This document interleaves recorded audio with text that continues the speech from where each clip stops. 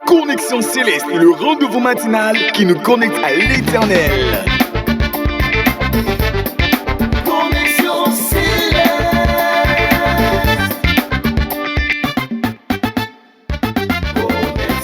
Restons connectés à l'écoute de l'Éternel. Shalom à toi, bien-aimé, que la faveur de Dieu soit avec toi, que Dieu bénisse ta vie, que Dieu bénisse l'œuvre de tes mains dans le nom de Jésus-Christ.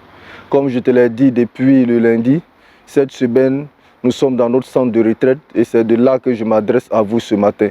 Bienvenue encore ce matin en Connexion Céleste. Ce matin, notre texte de base se trouve dans Galates chapitre 5 à partir du verset 16. Je dis donc, marchez selon l'esprit et vous n'accomplirez pas les désirs de la chair. Car la chair a des désirs contraires à ceux de l'esprit et l'esprit en a contraire à ceux de la chair. Ils sont opposés entre eux afin que vous ne fassiez point ce que vous voudrez. Bien-aimés, dans ce texte, l'apôtre Paul nous donne une information capitale. Si nous sommes remplis de l'esprit, nous devons marcher par l'esprit et non par la chair. C'est la marche par l'esprit seul qui peut nous éviter d'agir selon la chair. Beaucoup de personnes disent être remplies de l'esprit. Certainement, on a prié pour toi pendant le week-end passé.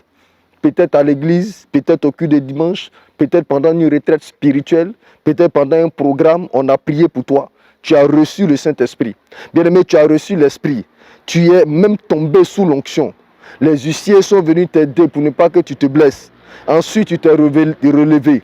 Mais à la vérité, ta vie ne ressemble toujours pas à une vie qui est connectée à la marche selon l'Esprit. Tu marches plutôt par la chair. Car on retrouve ce que dit l'apôtre Paul dans ce texte. Dans Galates chapitre 5, à partir du verset 19, il est écrit: or, les œuvres de la chair sont manifestes.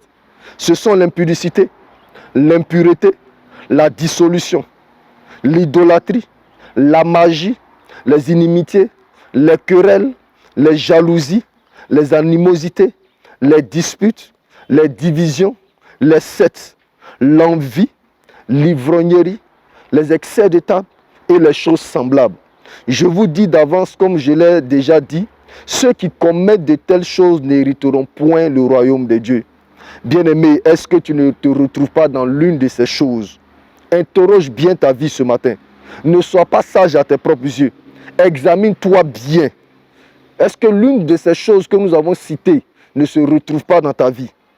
Voici ce qui se trouve dans notre vie lorsque nous marchons par l'esprit. Dans Galates chapitre 5 au verset 22, il est écrit: mais le fruit de l'esprit, c'est l'amour, la joie, la patience, la bonté, la bénignité, la fidélité, la douceur, la tempérance. Bien-aimé, est-ce que ces choses-là sont dans ta vie?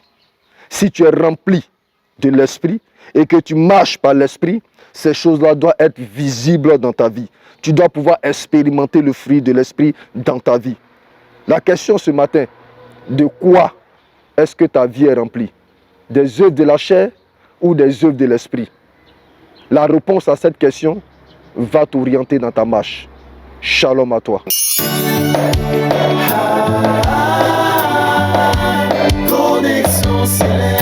Le rendez-vous matinal qui vous rapproche de l'Éternel.